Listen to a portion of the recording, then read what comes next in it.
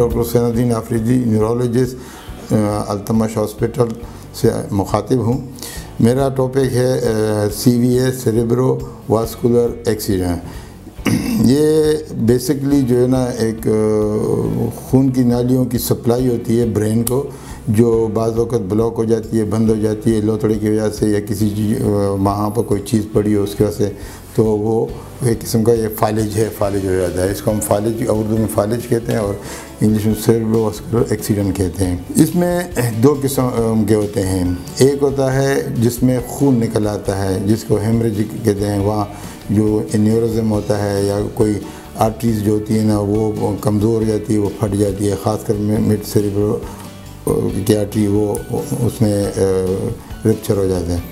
دوسرے جو ہے نا وہ ہے انفارکٹ ہوتا ہے۔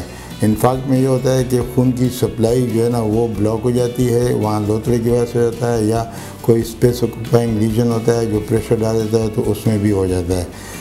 تو یہ دو قسم کے اس کے ٹائپس ہیں۔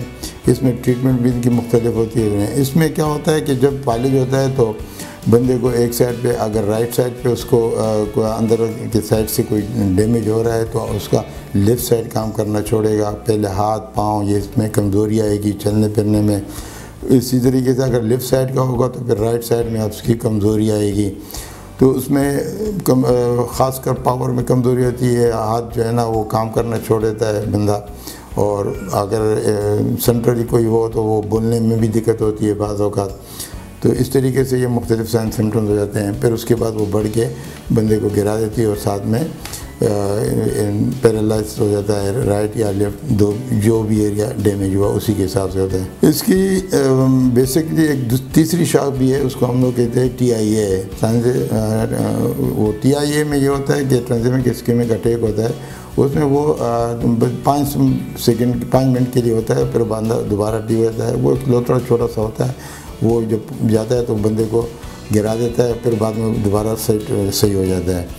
تو وہ ایک انڈیکیشن ہوتی ہے کہ آپ کو آگے جا کے جو ہے نا ہیمریج یا انفارکٹ ہو سکتا ہے، جس کو ہم برین اٹیک کہتے ہیں۔ جیسے دل کا ہوتا ہے ہارٹ اٹیک، اس طرح سے اس کو ہم برین اٹیک بھی کہتے ہیں۔ اب اس میں جو ہے نا ٹریٹمنٹ ہے، اور ٹریٹمنٹ میں ایک ہوتا ہے پریونٹیو ٹریٹمنٹ ہوتا ہے، ایک ٹریٹمنٹ اس کی پراپر ٹریٹمنٹ ہوتی ہے۔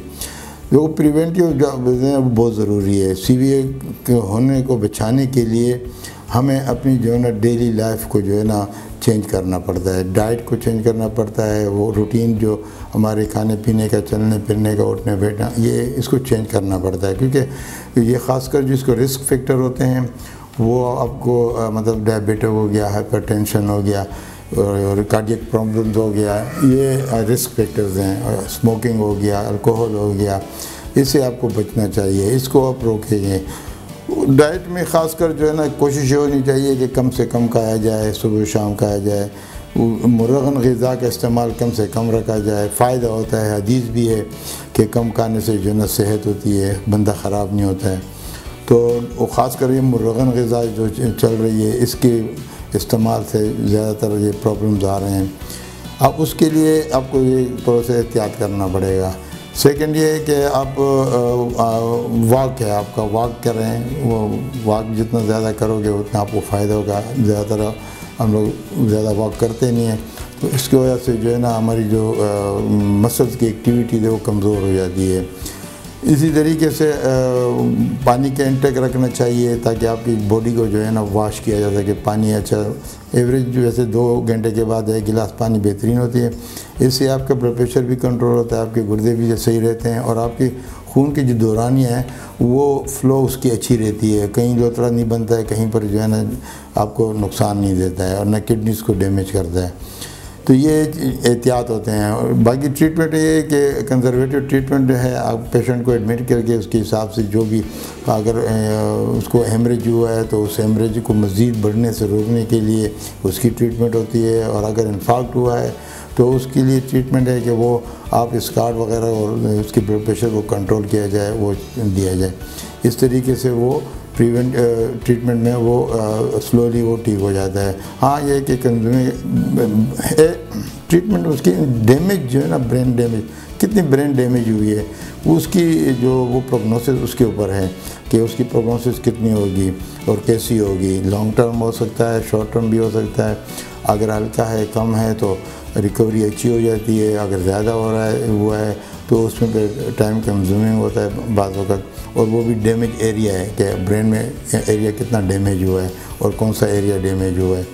تو یہ اس کی ہوا ہے. باقی اگر کسی کو بھی ایسے کوئی پرابلم ہو اور خاص کر ڈائبٹک والے کو, ہائپر ٹینشن والے کو, تو ان کو یہ کیوریٹو خاص کر پریونٹیو میئرز بہت ضروری ہونے چاہیے کہ وہ باقاعدہ سے واک کر رہے ہیں, ورزش کریں, کھانے پینے میں کمی کریں, واٹر کا انٹیک اچھا رکھیں.